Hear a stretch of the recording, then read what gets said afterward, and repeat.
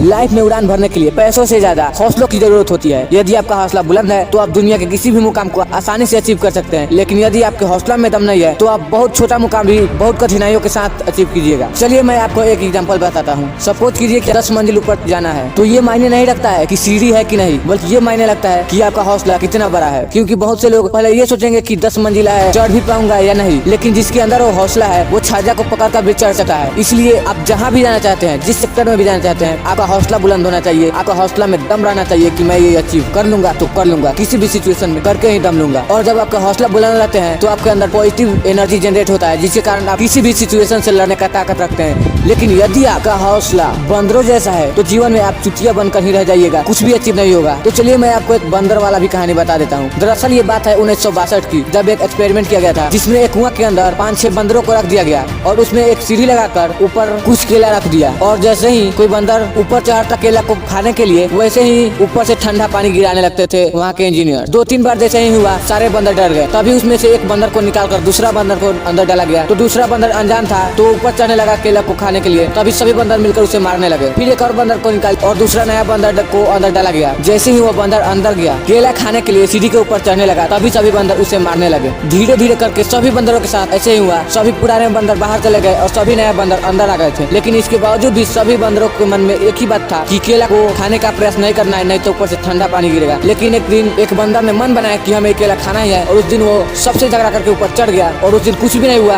और वो आसानी से केला खा लिया। तभी सबके मन में एक सवाल पैदा हुआ, आखिर ये हुआ कैसे? तो यहाँ समझने वाली बात ये है कि जिसने सबसे झगड़ा करके केला खाने का प्रयास किया, उसका हौसला में इतना दम था कि वो सबसे झगड़ा करके सबसे अलग होकर भी केला खाने का प्रयास किया। तो सेम कंडीशन आपके भी साथ भी होना चाहिए। आपका हौसला इतना बुलंद रहना चाहिए कि आपको लगे कि ना, मैं अपने टारगेट को अचीव कर ही लूंगा किसी भी सिचुएशन में। तो बस आज के लिए इतना ही, मिलता है नेक्स्ट टाइम। तब तक के लिए जय हिंद। और ऐसे ही मोटिवेशनल वीडियोज के लिए हमारे चैनल को सब्सक्राइब करें।